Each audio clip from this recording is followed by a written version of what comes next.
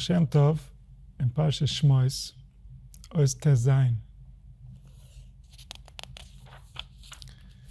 And this is from the Toldos Yaakov Yosef.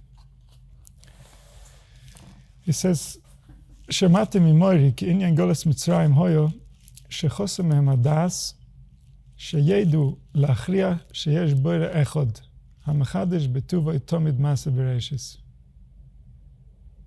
What is exile? What's the nature of it? What's the essence? We're saying we've been in exile for thousands of years. We haven't had a Beis HaMikdash. We haven't been able to bring karbonos. Okay. What does that mean? Why is that a problem? It bothers you that you can't bring karbonos? You know what a carbon is? You know what it's supposed to do? It bothers you there's no Beis HaMikdash. What does Beis HaMikdash mean?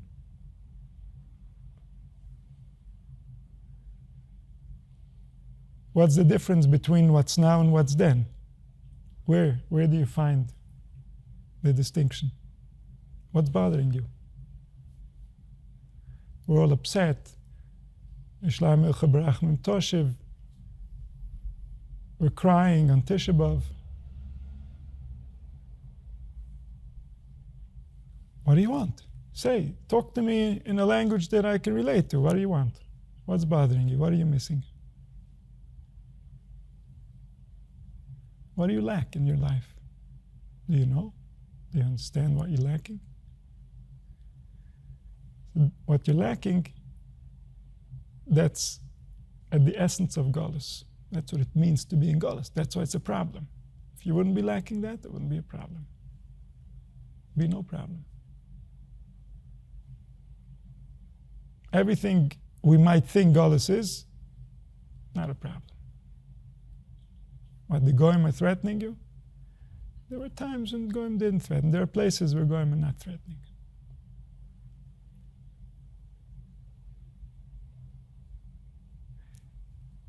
There's something at the essence of the experience that we're missing. It's so much at the essence that everything we have becomes worthless if we don't have it. That's why our lives today, relatively speaking, are worthless. We know it, we feel it. That's why we're searching for a way to fill that void. Something is lacking and we don't know what it is.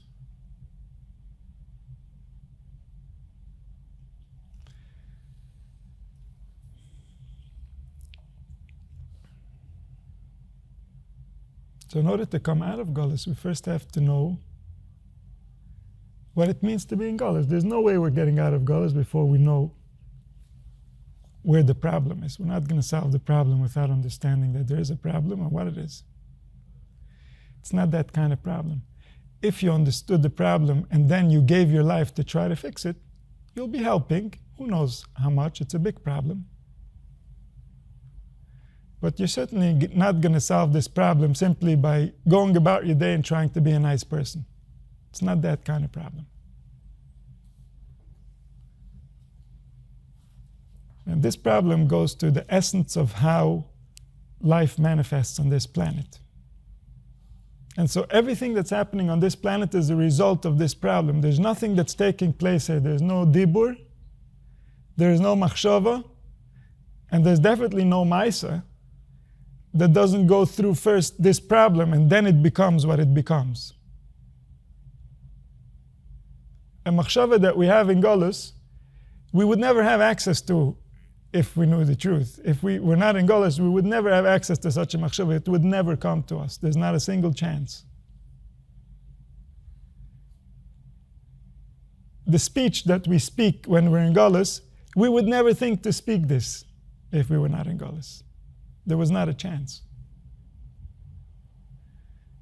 And even more so the actions, the behaviors, the habits. None of them would exist. Because everything first comes through that place, which is in Golus. And then it becomes what it becomes. Every emotion. We haven't ever felt an emotion that's not galus. Not possible. Not a single one of us. We're feeling emotions of galus. Only in galus are these emotions available. These are emotions that belong in hell. That's why they give them away in galus. They're not the emotions that a human being was designed to have. A human being is not designed to have any of these emotions. Not the happiness that we have, and not the sadness that we have. Neither one is relevant if we're not in galus. And so every emotion would feel different. The things we would care about would be different. The things that we worship, the things that are holy to us, the things that should never be violated, would be different.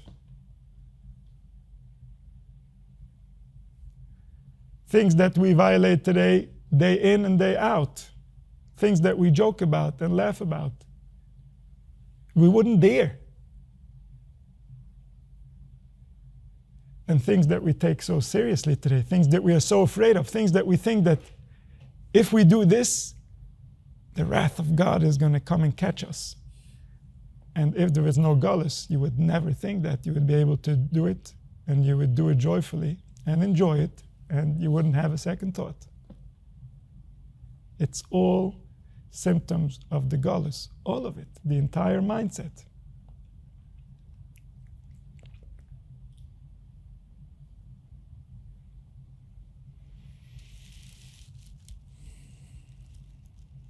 And so he says, what is the inyan of the galus?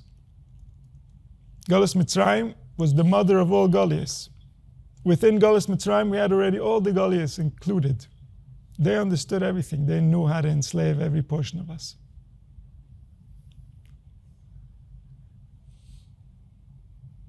And so every Galus that came after just used a little percentage of the tricks available in Egypt. The politicians today, they use a tiny little percentage of the tricks available to the Pharaoh. They're no Pharaoh. They don't know how to think like a Pharaoh. Pharaoh's head was very developed. His view of what's real was very developed. He knew every power and every force in nature. He was a very powerful man, spiritually and physically. But everybody that tried to enslave humanity or to force humanity to give them their power ever since used a tiny bit of Pharaoh's tricks. The little bit that they managed to figure out. They used that to make humans do things for them.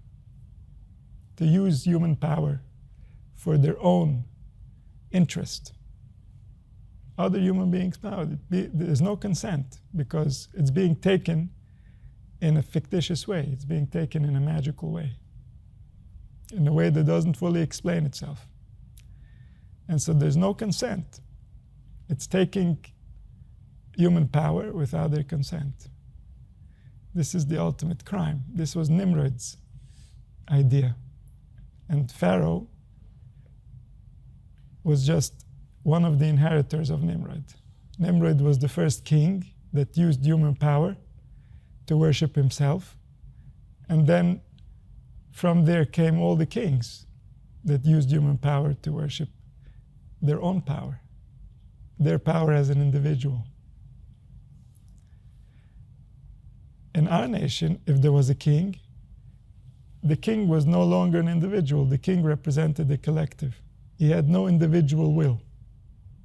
And this, the ultimate symbol for this, is David HaMelech. David is going up against Goliath. It's like, I am at the service of the greater will of Klal Yisrael, and Klal Yisrael needs this right now. So what happens to me is less important. Something has to confront what's facing us.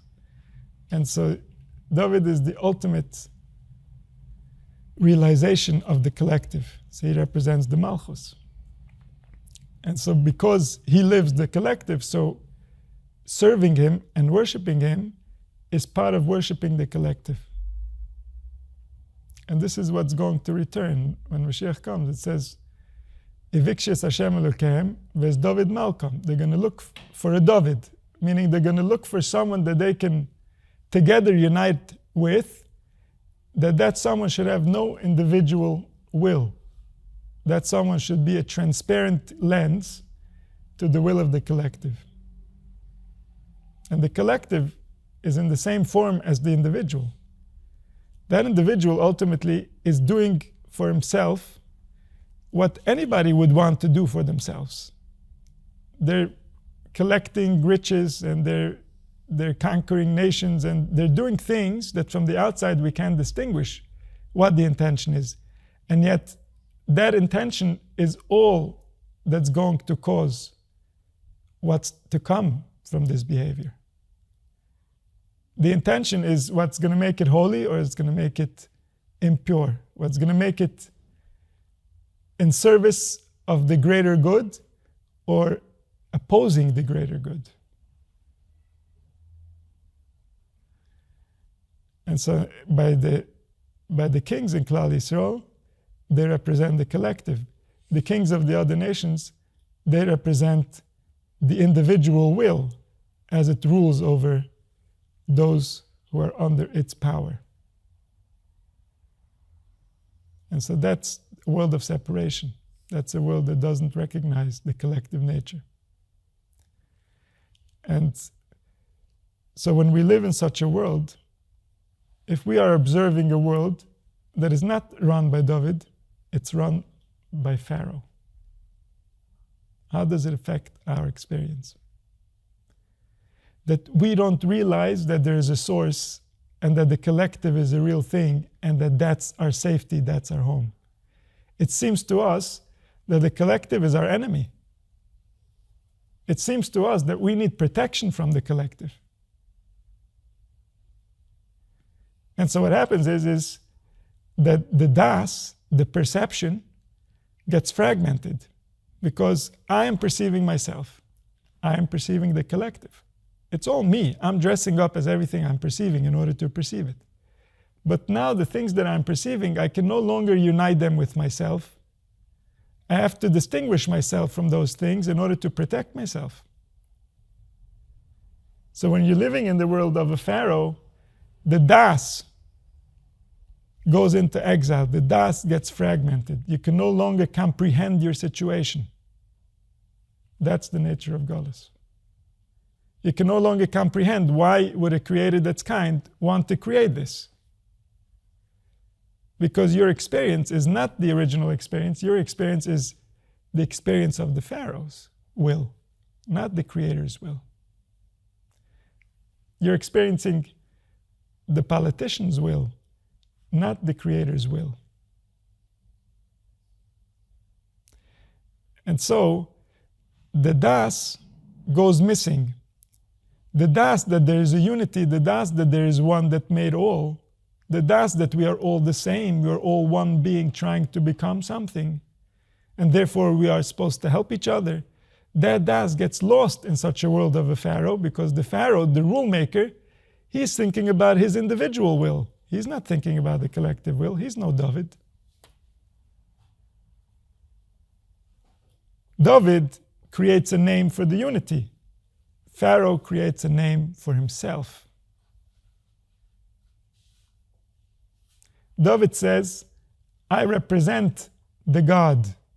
Pharaoh says, I am the God. And he says so exclusively. I, but not you.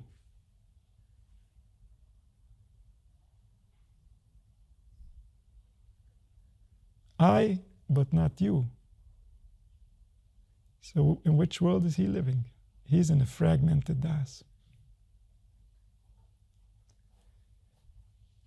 And because he's in a fragmented das, he is the enemy of the collective.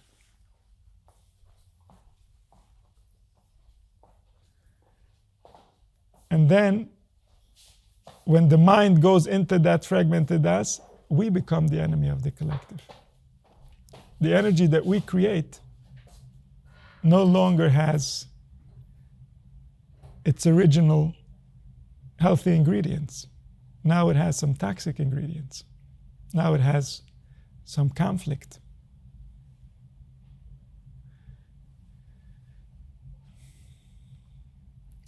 And so when the das is healthy and the world is healthy, it's obvious that one made all and everything goes according to that will. That's clear. When the das gets fragmented, it's no longer clear whose will is the real will, whose is the authentic will. And everybody's saying, no, but I'll tell you. This is what he wants, and that is what he wants. And this is what I want. And this is what he wants, and this is what she wants. And there's no clarity about the original will. And when there's no clarity about the original will, then the soul feels like there's not one owner, like there's many owners. Like somehow this is a world that's gone mad and anybody can do whatever they want. There's no real order to things. There's no real way. There's no real intention. You just figure it out as you go. You do the best you can. And this is because the unity has been lost. This is because we're in exile. We're not in a real place. This place doesn't exist. People made it up. They used their strong pens and they wrote things down, and then we're abiding by it. It's the best option we have, but it's not the best humanity can do by far. It's not the best that we can come up with if we're really trying to do what's good for us. And if we're not trying to do what's good for humanity, then who is it exactly we're trying to please? The Creator? The Creator certainly wants what's best for humanity. He's the first one on that. And so who are we serving? Who is enslaving us? It's all an imagination. It's all a fragmented das. A das that's at odds with itself. So in order to protect itself from itself, it rather follows blindly. It rather just does what it did yesterday in order not to be afraid that maybe it's going to hurt itself. Maybe it won't get, if it's going to change things, it won't be able to get along with itself any longer. That's what the das is afraid of. And not getting along with itself comes with all kinds of images of other people that we're going to be upset with. But so what? They're those other people, but why do you have to not get along with yourself over that? Why is your soul dressing up as them in order to bother you? What's going on with that relationship?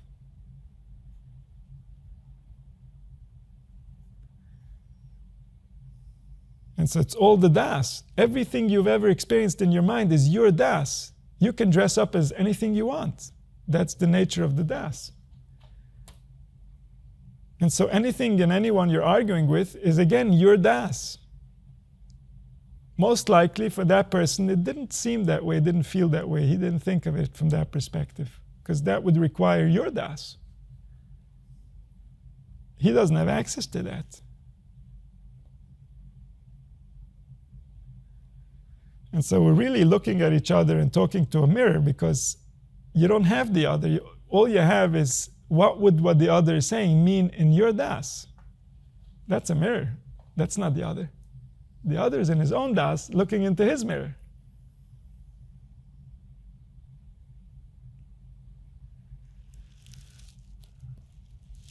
And so when we forget, then we forget that there's the unity, and then we forget that there's one Creator. He's creating it because of his kindness. But the pharaohs are stealing what he created and making it unkind. It doesn't feel kind to you because people are not kind. They're not behaving in a kind way. They're very far from behaving in a kind way. They're upset, they're frustrated, they're opinionated, they're small-minded. They don't understand life. They don't know how you're supposed to be here. They're just trying to survive. They're just trying to get through another day. And in the meantime, they have reactions to everything that's taking place, without anyone regulating the situation with wisdom, with compassion, in order to rescue humanity from itself.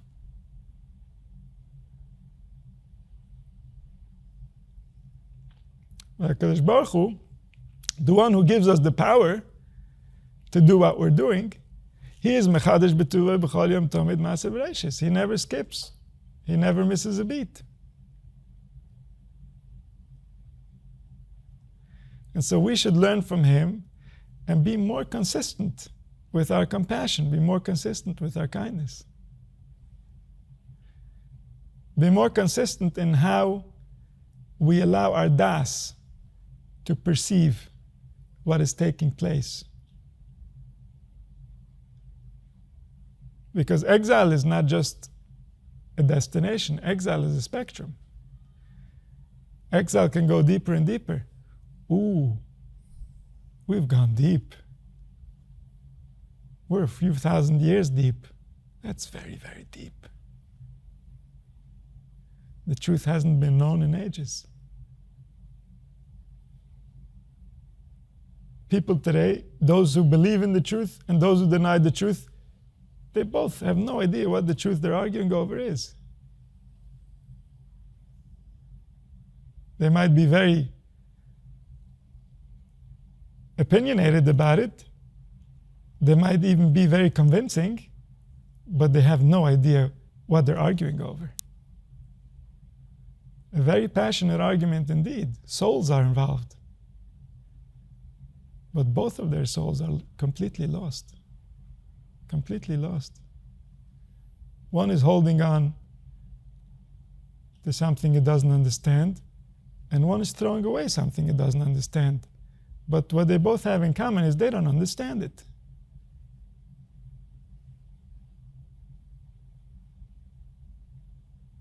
That's exile.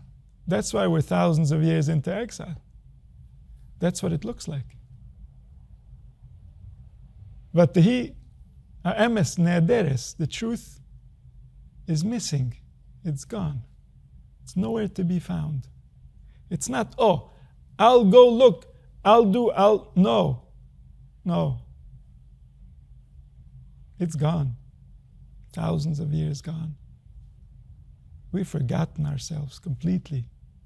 We've been busy externally for so long, we have no idea who we are. No idea whatsoever. But our heart knows. Ani yeshena v'libi eir. Kol doidi doifik. Pischoli. When the heart cries out, when the heart reveals its emotions, that's the truth talking right there. It's not exactly the way that the heart is saying it because the language is coming from the outside. The language is not real. But the movement is real. Had the truth that we told the heart been so, that would be the accurate reaction from the truth. Happens to be our story is a bit off. The reactions are also off, therefore. So we can't simply trust the reactions. But at the essence of the reactions, there's a movement of the heart. That movement of the heart is from the greater will. That movement of the heart represents the one who is the source and the reason, who is renewing with his kindness every day. The movement of the heart, that's his language. That's not our language. We didn't make that up. We have no control over that. We can control the story that we tell it. But how it reacts, we cannot control. This is his design. If we try to suppress it, we're arguing with him. If we're arguing with him, that's going to weaken our life force. The heart's going to become weaker if we suppress it. Then it's going to be less invested in what's taking place. And then life is different. Then we experience life differently because we no longer have access to the source of life. The source of life has been offended within us. And the heart is not giving us its full cooperation. it's full investment, it's full commitment. And so exile is in the das. But who's the one that suffers? It's the heart. The heart is not available in exile. The heart is the one that gets limited in exile. The heart is the one who is less alive in exile. And so when we say that Yerushalayim is Chorev, we're waiting for Yerushalayim to be rebuilt. What does Yerushalayim represent? Yerushalayim represents the ability of the Spirit to reside in the human heart. When the human heart qualifies and the Spirit can reside within it, that's when we say that Yerushalayim has been rebuilt. And when the human heart is broken and the Spirit can no longer reveal itself within it, then we say that Yerushalayim is destroyed. And so we're trying to awaken the collective heart. When we cry about the collective heart. We cry about the Golus HaShechina. Because none of us will have life until the Shechina is redeemed. None of us will live. None of us will experience any real emotions. None of us will have access to our soul unless we are redeemed. That's the only way. That's the only path. Because if the collective heart is in exile, all the hearts that are receiving life from it are in exile.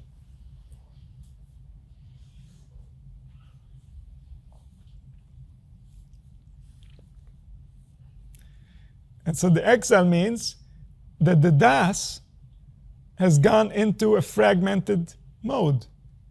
And therefore, the heart is broken. There isn't a united heart anymore because there isn't a united das. The perception is fragmented, and then the will of the heart is fragmented. And that's the Chorban. That's the Golus. And then we can't believe in the unity because we ourselves are not in unity. We have a fragmented das. We have a das that has multiple pieces and it's not coming together to one. And so the unity cannot be revealed.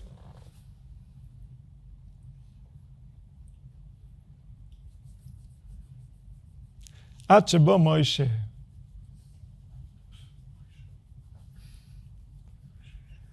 Once Moshe comes, everything changes. Because Moshe is the das of Kedusha, the das of the Yichud. Moshe unites all the parts of the das to one das.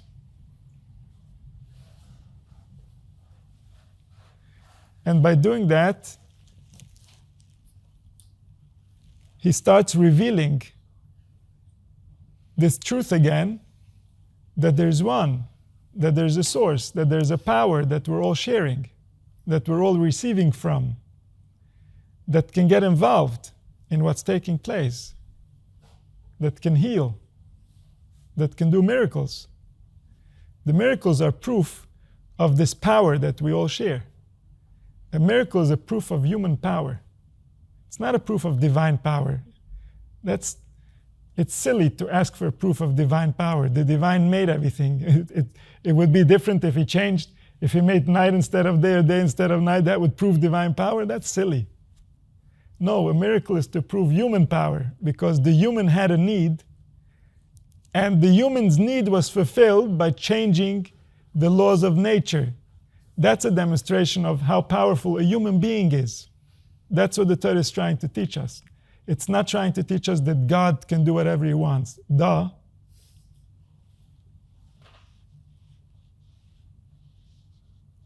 And so Moshe brings this das that he shows that within the human resides the divine will. The human can project the divine will, and through that, miracles can happen. And so whenever there was a miracle, Moshe Rabbeinu would through his hands, through something of his, through his actions, he would channel the miracle. Neteas yotcha layom. Put your hand. God needs Moshe to put his hand there? No. Moshe needs Moshe because Moshe is channeling God. And so Moshe puts his hand, and through his hand, the energy that's coming out of his hand is splitting the sea. It's human power. Vayaminu b'Shem u'b'Moshe avdoi.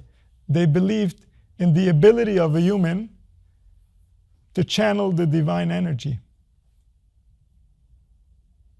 That's the belief of our Torah. That's the belief in prophecy. If there's no prophecy, there's no Torah, there's no Judaism. It's all meaningless. Prophecy is the belief in human divinity. That's what it means. Those who don't believe in human divinity are living under Pharaoh. Pharaoh has fragmented the human das, and therefore they cannot access their divinity. Tichbadu avoido. Oh, they can still think about their divinity? Give them more work. Fragment further. Then they will forget. He knew his programming. Pari understood how things operate. But what he didn't understand was that human divinity is the destiny, and therefore no one can overcome it. No one is going to conquer humanity's life force. Eventually, humanity's life force is going to overcome everything that's constraining it, because that's the natural succession of our evolution. We're going somewhere, and that somewhere is not dictated by the people. They don't understand our destiny.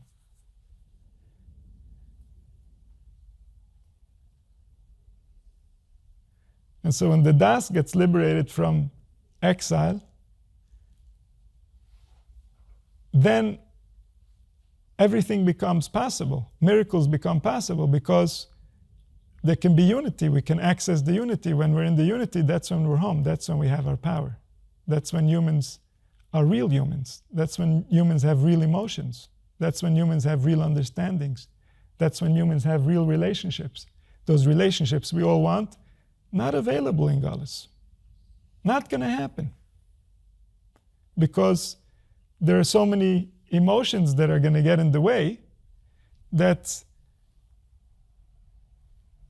the chemicals that need to be created in order to have those relationships are just not going to get full enough. We don't have the environment. And so the frustration is always going to get in the way. Somehow it's going to blow up. Somehow something is going to bother someone. Nothing has to bother anyone unless we're already frustrated. If we're already frustrated, now we're going to have a list of things that when these things happen, that's when we're going to release our frustrations.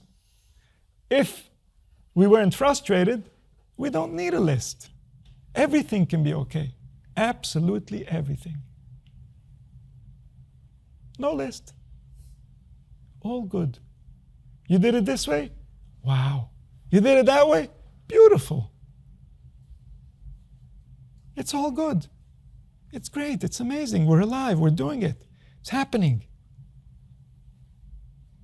But if we're frustrated, then just wait and see when it happens. How many times did I tell you?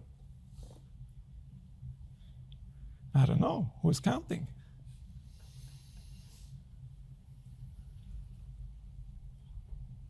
And that's the galus. That's the fragmentation. That's not the core of the issue. That's not the real reason why we're frustrated.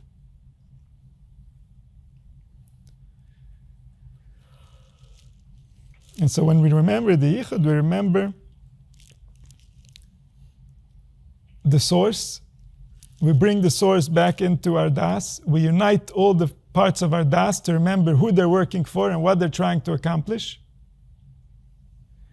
And then we have a geula. Then we have Moshe take us out of Golus. Then we have a Yetzias Mitzrayim. Omnom, bechinas das ze shenizgale b'Yetzias Mitzrayim, hoya das de nukva. the das that they received when they exited Mitzrayim was not the full das. It was the female element of das. What's the female element of das? It means that they were receiving from Moshe insight into a different reality that they themselves were not experiencing. And so they believed Moshe. They believed him. Belief is the female side of the das.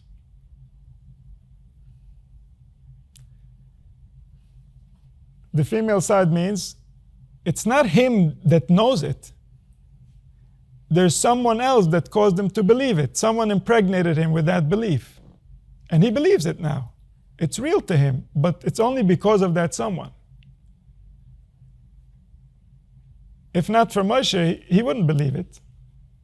Moshe is proving, Moshe is making miracles. What are you going to deny? Okay, I believe. That's the female side of the das.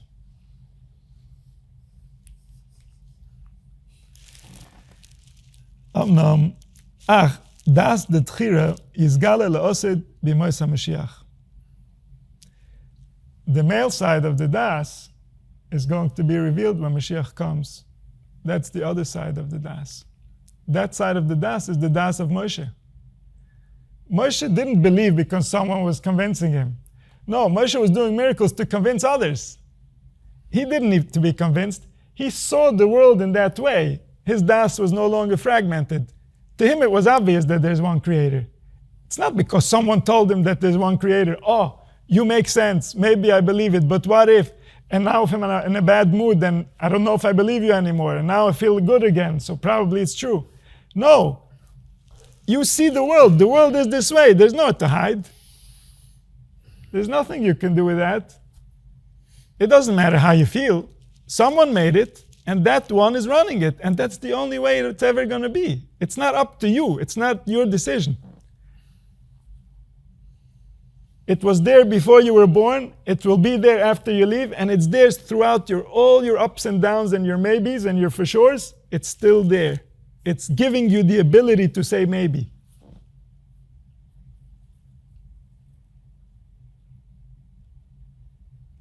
And so that truth, that's the truth where it never leaves.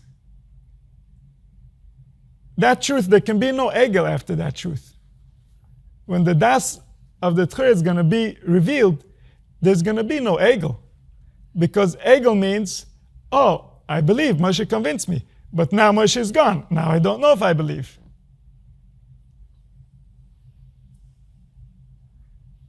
But if it's your own experience, if you see the world from this reality, if you know that this is the truth, then it's the truth. It doesn't matter. I like it, I don't like it, it feels good, it doesn't feel good. Yeah, later it will need to be explained, of course. But the truth is only the truth. What else can it be? And so that's the das of the Zocher that's going to come. La'osed lovei b'mois HaMashiach, v'hainu sheyi einecho royos esmerecho. That your own eyes will see your teacher, meaning that when you receive wisdom, you're going to see that you're receiving it from the source of life. He's talking to you. Why? Who else can talk to you? Is there anyone else that knows how to run your brain? And so when you're thinking, he's teaching you. Every thought, you're making a little progress, right? You got a little smarter since the last few decades. Who do you think was doing that? Was it someone outside of you that was doing that? How can he possibly do anything in your brain? Does anyone know how to run your brain? And so he's been teaching you. When you're going to see that, when your perspective is going to change so that you can experience that directly, then you're never going to forget. You're never going to wonder. You're never going to worship anything else. You're never going to look to who knows what so that they can give you and promise you and take away your das, like the Pharaoh.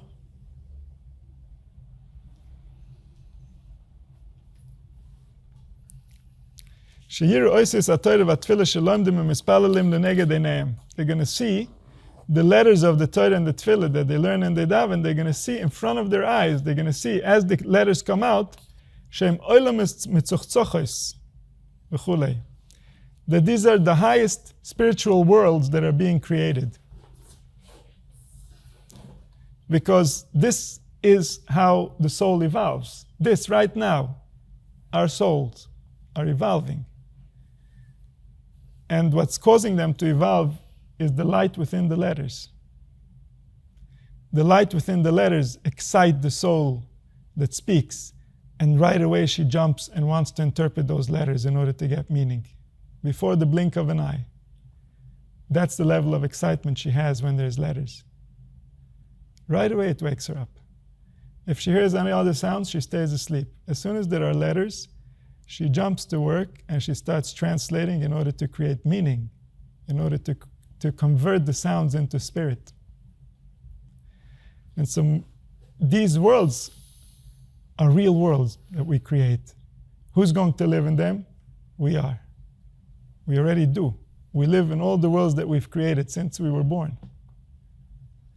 Everything that we thought, and everything that we said, and everything that we did, all those worlds we'll still live in till this day. Those are the rooms within which our soul dwells.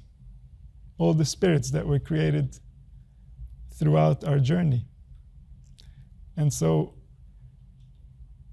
when we're going to see the sounds as we create the worlds, we're going to be saying different things, aren't we? And therefore, we're going to be in a state that's going to have a higher level of das. The das is going to be more accurate. It's going to have all the parts of it. It's not just going to be a part of the das, it's going to be a full das. וזה שאמר חז"ל, עין רואה ואוזן שמעס, וכל מעשיך בספר נכתובים. Whose ayin is roya? Well, most importantly, yours. You saw it. You saw what you did. You saw what you said. Well, now you know. And so those are creating the worlds. Those are creating the dwelling places of your soul. That's the access your soul is going to have for eternity based on what took place while you could create whatever you want. Everything is completely available. The question is, what are you going to do when you have the chance?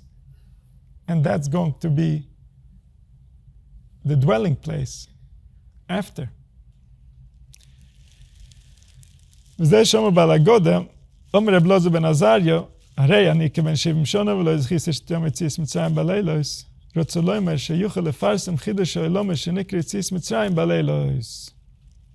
That Reb Elazar ben Azariah wanted to be able to reveal Yetzias Mitzrayim even in the darkness. That even in exile, we should be able to understand what it means leaving exile. שאין אורז ואולם מסודיונים נראים, כי חושך הקליפס הנקרא לילס גורם זה שיהיה ששתום יציאת מצרים, שיפרסם חידוש העולמס, עד שדורש בן זוימה. So it says that when there's darkness in the world, speaking about the unity is very difficult because of all the klippos, because of all those who are living in that fragmented das, and they're so comfortable with Pharaoh that they swear by the Pharaoh. They believe in Pharaoh. They don't believe that there's a unity. They don't think that things are ever going to make sense. They don't think that there's ever going to be some type of a discussion about what took place over here. And so, over there we can't explain Yetzias Mitzrayim until the drasha of Ben Zoyma. כי סגולס הדרשה לשבר הקליפוס. ואז היוכל הארץ פרסי מציאס מצרים, השאף של הארץ קים לעושד ינר בעין בעין. So, Ben Zoyma, through a drasha is a way that you can break through a klipa. Because a klipa means that there's resistance in the human mind. The human mind is afraid to think something or to understand something or to believe something. And many things that it's afraid to believe or to think about is actually true. And so the human mind is denying the truth. And that's why it's called klippas. It's withholding from us the truth by making us resist it for many different reasons. And so through a drasha, if I find in a pasuk a way where I can say that it proves that this way of thinking is justified, so I'm breaking the klippa. The klippa would have told me, no, you can't think that. But me, through a drasha, I can break it and say, no, this is the right way to think. I'm going to think that. And so Ben Zoyma, through his drasha, he was able to be mefarsim Yetzias Mitzrayim even in the nights. He was able to be awake enough to explain to those who are still asleep what it means to be asleep. To explain to those who are still in exile what it means to be in exile. But the revelation of this is only going to be in the future. That this is going to be our natural state. That we're going to understand that, oh wow, we have really been hallucinating, haven't we? That was a costly hallucination. And that's going to bring us to the place where we can start living life differently, living life in line with the way that it was meant to be.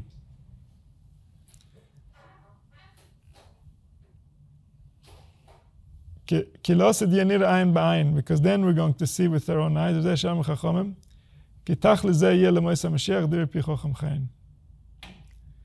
so the ultimate realization of this das is going to be in the time of Mashiach.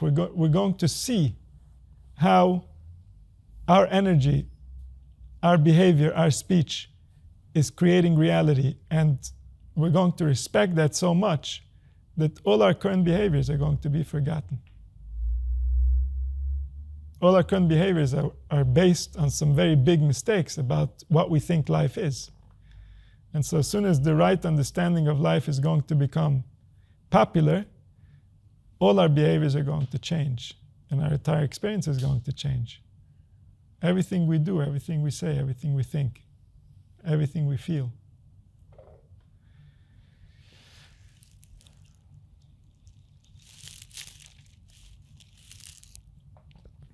Ois Yud Zayin, Shematim Mori Inyan Golos Mitzrayim, this is from the Oitzer Chaim. V'chein Golos Hamar Hazeh, De'enav Kiyonim De'avdin Enosh, Shem Soivim Sho'elam Hefker, V'derech Hashem Tzelecho, Hakol Mechesron Adas Hoyo. And so the fact that the world seems like there's no leadership, like there's no truth, like there's no intention, like there's no order, this represent exile, like we learned before. And this is the same for the exile in Egypt. And here he mentions also this exile, the exile we're in, the Golos Edom and Yishmael. And Edom and Yishmael are two different exiles, but they're the same exile. They're two different extremes. In the Golos Edom, it's the Europeans, the Christians, who became extremely intellectual. They lived completely in their mind. And they thought that the mind can conquer reality. And those of us who were in that exile, so this is also what happened to us, is we're suppressing our emotions. We're not experiencing life the way that it was designed to be experienced. We're not allowing ourselves to feel the way life was meant to feel. And that's a protective mechanism, because in the intellectual world, we can create standards that are not really designed for a human. And so a human feels inadequate because he can't live up to the intellectual standards, to the standards created by a mind, by a human mind. And so then the soul is trying to worship the mind. And it's supposed to be exactly the other way around. And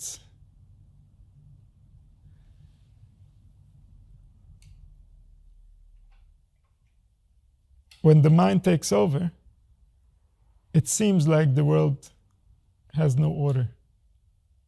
It seems like the world has no purpose. It seems like the world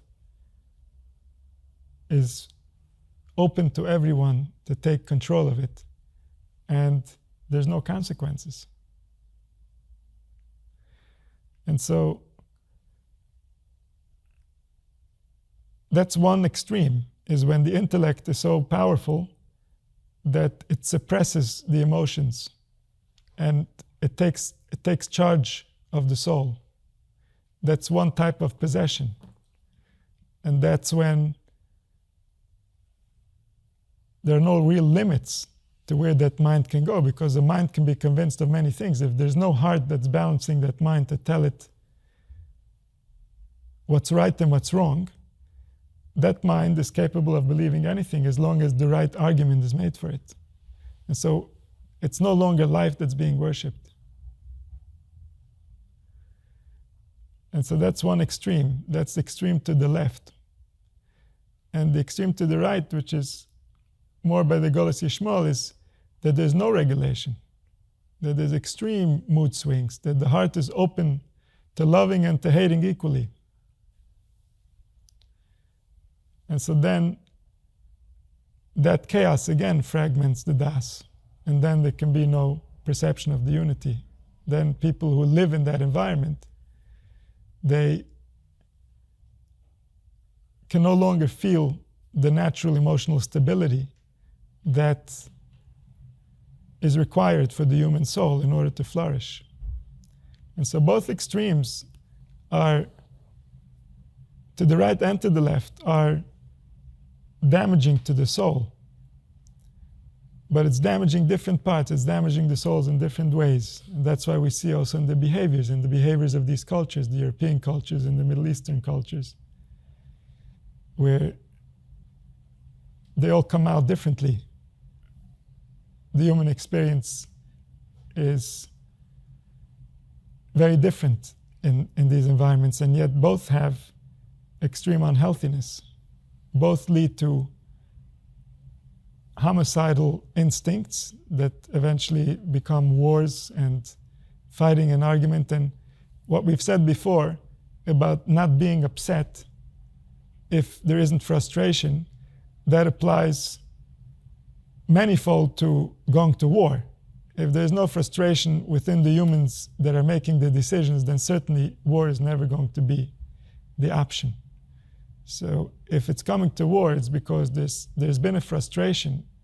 There's a frustration within the individual, there's a frustration within the nation, and then that frustration gets translated into all kinds of red lines that end up being crossed, and then the rest just takes place on its own. The soul gets more and more involved in the illusion until it completely forgets its divinity, forgets the unity, forgets where it's coming from and what it's supposed to be doing here. And that's the nature of exile. So it says that all this is coming, hakol mechesron hadas. It all comes from a lack of perception, of knowledge, of experiential knowledge. The das. The das is what you know, but not what you know intellectually, but what you know in your heart. That your heart should be inspired by what you know. That's das. It's an experiential knowledge. It's a knowledge that becomes part of your biology, part of how you are now as a human being. And so in Mitzrayim, they lack that. Golas Mitzrayim hosh le'yodel achriya sheyesh lo'elam b'ore echad malay kol eretz kavoidei mchadash b'tuva b'chol yimasa b'reishis. They couldn't relate to this concept that there's one creator who fills everything and is everything, and he is the one that renews every day according to his will, according to his desire, according to his compassion, everything that takes place. Ad sheba Moshe b'chinas hadas v'al yidei nisim she'oso נספרסם בעולם שיש בוירה, והבוירה משגיח בהשגוח הפרוטיס על כל פרט ופרט וכל פסיע פסיע וכל דיבר ודיבר. And so when Moshe Rabbeinu came to the world, he revealed the das. Through the miracles, he proved that this unity that we speak about, it's not an intellectual idea. It's an actual thing. It's a thing that you can channel, and it will do things that are important to be done because you're channeling it. Just like it will speak for you, and it will think for you, and it will eat for you, it can do more than that if you can gain trust in it, if it can gain trust in you, if you can learn how to channel your own life force. And so through the miracles, Moshe Rabbeinu was mefarsim in the world. He announced in the world that there is a creator, and the creator is involved in what's taking place. The creator designed everything perfectly so that everything has a reaction already designed in how he created life. And all the natural worlds, everything has an order. And on top of that order, there's the order of the will of the soul that creates the body, and the will of the soul that moves the body, that animates the body, and the will within creation that creates the order, and the will within creation that can animate the order, that can change the order, that can play with its own order. All these are forces within the soul. And the individual soul, as it becomes the collective soul, gains access to all these forces. And that was what Moshe Rabbeinu proved through the miracles. And so he's involved on every detail. He's involved in every footstep. He's involved in every word that we speak. He's involved in every syllable that we utter, in every breath that we take, in every thought that we have, in every feeling that we can have inside our body, in any of our body parts. He's involved in creating that and making that, in designing it that it should be exactly so, in designing it what would happen if you do it this way or that way or the other way. He's involved in every detail. That's why it's all so sophisticated. That's why it's all so flawless. Even though we might not like the experience, that's besides the point. That's a whole separate discussion. That has to do with our das, that's been fragmented, that's long ago left reality. When I say long, I mean thousands of years, way before you were born.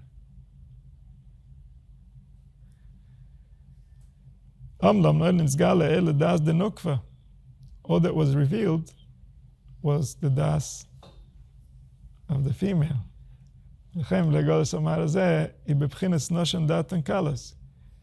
That it's easy to convince us that it's not, even though Moshe Rabbeinu convinced us that it's so, and that there is a yichud. But because it's noshim, because it's only something that we have received, it's not something that we've seen with our own experience. So it's datan kalas. It's easy for us to lose that belief if life suddenly looks different. V'nistalik hadas ad shenizgaber aminus u'amrim lo yirah. So there is no more das until it became easier to say that there's no one, there's nothing. There's no meaning, there's no way. It's all random. The das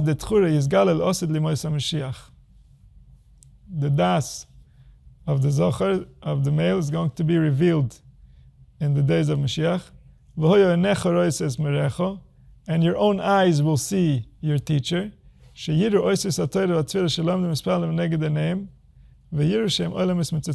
mamish the same mashal, the same lashon that he used before, the same psukim.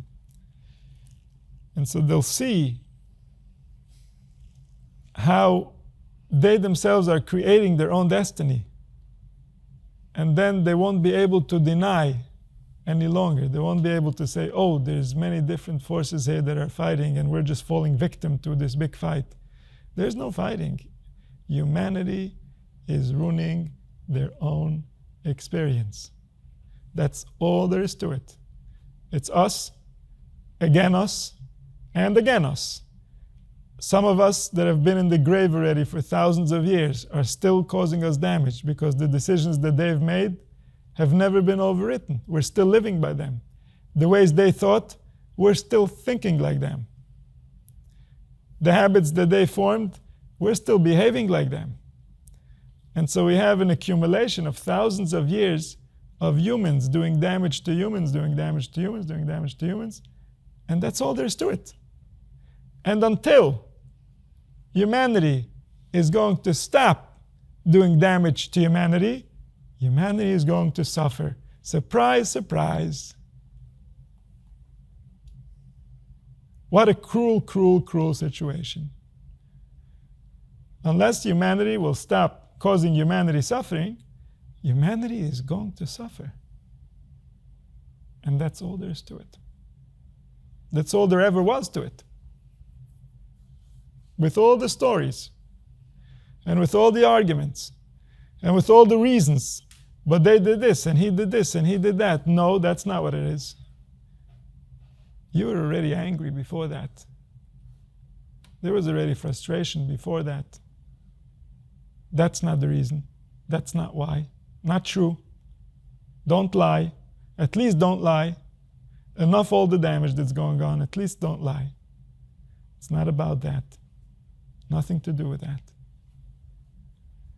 It goes back thousands of years. Thousands of years of frustration. That's why. That's why there are rules in the first place. Frustrated people need a lot of rules. The more frustrated, the more rules. People who become really frustrated, they become even more machmer and more machmer. They're so frustrated, they're sure that God is also just as frustrated as them. And probably that's why he made so many rules. He wants to be really strict.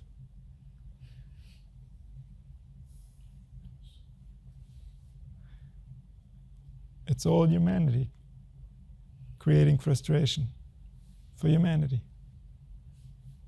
And then humanity needs protection from humanity. And then humanity creates rules for humanity. And then come other humans. And they don't understand those rules. And then there's more frustration. And then humanity needs more protection.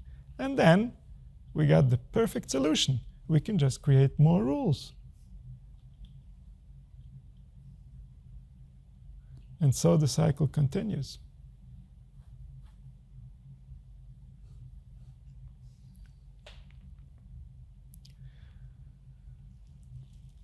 So when they will see the truth, they will know the truth. End of story. Thank you, everyone. As long as they didn't see it, maybe it's true, maybe it's not true, I'm not sure, I don't feel safe, I'm getting frustrated. And then they'll see the truth. It's you.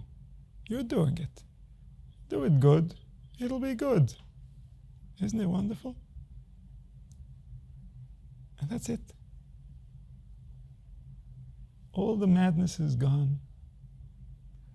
All the suffering, the pain. Why is it doing it? Why does it need to be this way? It doesn't. Not only it doesn't need to be this way, it's not allowed to be this way. He won't have it. That's why he makes it so that we suffer. That's him protesting our behavior. He doesn't like it.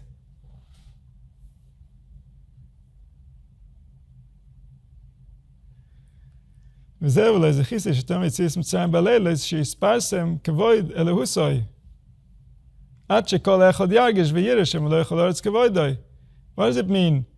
I want to be able to say יציאס מצרים בלילה. It means I want everyone to know that a human being is divine. Everyone needs to know this. So what if they're in the galus, they're in the exile, they're fragmented, they're whatever?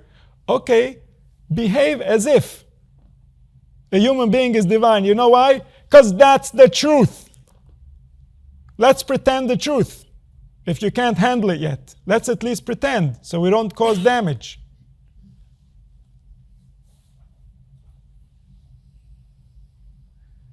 So I can't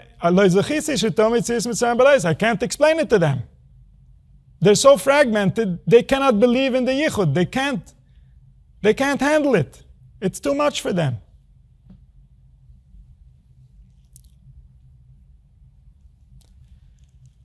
So So he wants that she is first in Kvodeli. We say, everybody should feel. You should feel it in your body. You should see it with your eyes. His glory fills everything that exists. It's all His glory. It's all Him. Everything belongs to Him. We have no right to interfere with it.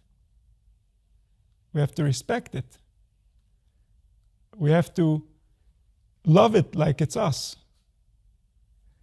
And then we have to do what's best for everyone together. That's the ultimate good for every individual. There is no other good.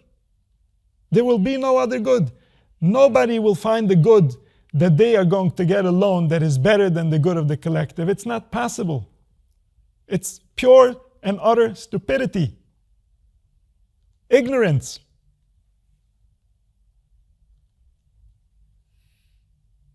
There is no individual good that can compete with the collective good. Will never happen. So anyone that feels that their individual good is somehow worth pursuing is becoming a hindrance to the collective good, is becoming a problem, is becoming an enemy to the real good. Their good, we're now going to call it bad. What they call good, we're going to call bad. What is bad? Then the individual just wants to please the individual? That's bad. Why is it bad? He just wants to please. But he thinks that his pleasure is somehow different than everybody else's pleasure. That's bad. That person is bad. That person is a problem for all of us. You want pleasure? Good. Everyone wants pleasure. Everyone deserves pleasure. You want pleasure for everyone? Then you're good. You want pleasure for yourself? That's bad.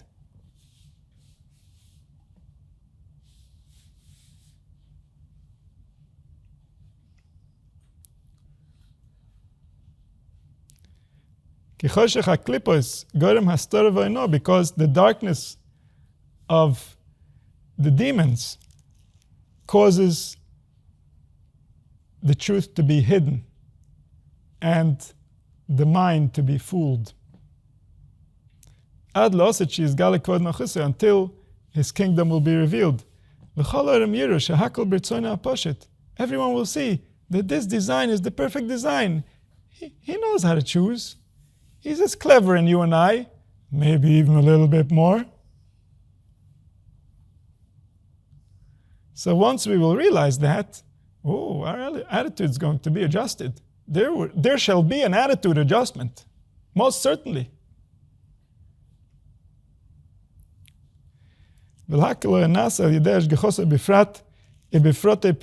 Everything was done according to His design, His will, His providence, everything, nothing was outside of it. Nothing, not a single detail, not a single moment, not a feeling, not a pain, not a pleasure, not a thought. Nothing. Nothing goes outside of His design. He designed it like this on purpose. In every movement, there is He. He. You're observing Him move. You're moving, or you? He moves. He designed you. You don't know. You understand how your stomach does what it does? No, it does. He knows. He said it should do it. That's why it's doing it. Every movement was Him. He was moving. You're observing His movement, good for you. Don't take credit for it. Work with it to help the collective. That's why it's here. That's why you're here. That's why everyone is here. Humanity is in trouble. Humanity needs you. And if you're not helping, you're causing damage. You're part of the problem.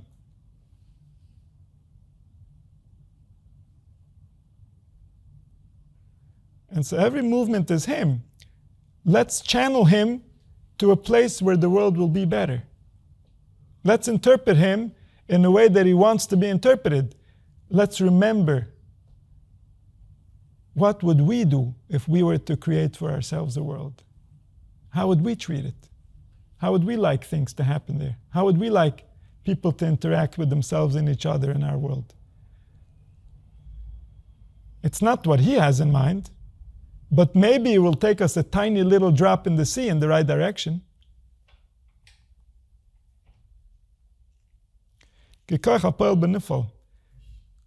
Creator,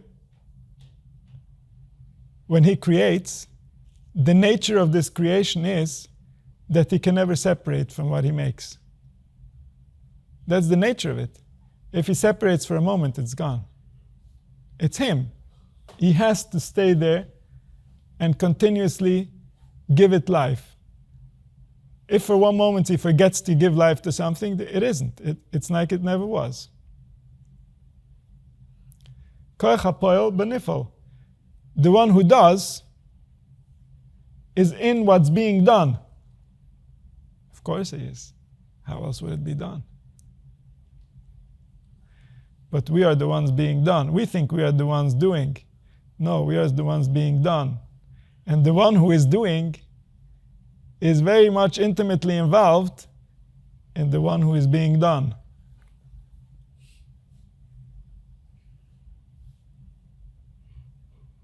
The world was created like a turtle. That the physical part of the world, which is like the shell, is part of the body of the spiritual side of the world, which is the inner animal. And so the turtle represents someone whose dress is part of his body. Someone whose home is part of his body. And so when the Creator created the worlds, it was like a turtle, that whatever is the shell is also the animal. Whatever is creation is also the Creator. There's no distinction, there's no separation. And so we're already channeling the Creator into creation. The question is, what's coming through our channel? What are we bringing in? What are we creating? What are we vibrating? What kind of energy? What kind of words are coming out of us? What kind of thoughts? What kind of emotions? How deep in Golus are they? Or how close are they to redemption? How much is the unity already evident in our perception? This is the process of liberation. This is the process of liberating the soul, uniting the Das, returning to the unity. Ato reisa l'das, ki Hashem hu Elohim, eino ed milvado. And so in that generation, they were shown to see that the force that is outside the worlds is also the force that is inside the worlds. There's nothing else.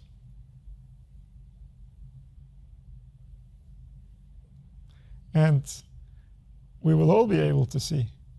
We will all be able to experience with our own eyes the realization of the unity that's going to come, that's going to be the completion of that original redemption. And that's going to be forever. That's going to be so that humanity can no longer ever be infected by the disease of imagining evil. And then the world will heal. Then there will be no Pharaoh that will follow. In fact, the war between Nimrod and Avram was because of this. Because the astrologers told Nimrod that the civilization that he is creating, the kingdoms that he is founding, are going to be annihilated by a grandson of Abraham. And so therefore, he wanted to eliminate Abraham. But then the others were telling him, you're just being told foolishness. Abraham can't even have children. Why are you being so upset at him? And so all this was part of the destiny of humanity in order to arrive to a new frontier, a new type of experience, a new realization. Everything that we've paid in blood and tears in the last few thousand years is going to result in realizations, in pleasure, in understanding that's going to pay many, many times more what we've paid. And that's going to begin as soon as the truth is revealed. The soul is going to start compensating for everything that it did to itself while it misunderstood itself. It has a big debt to pay. It's going to be extremely eager to please humanity on account of its own mistake and how it hurt humanity. And so as soon as the truth is revealed, the process of appeasement begins. May it happen soon.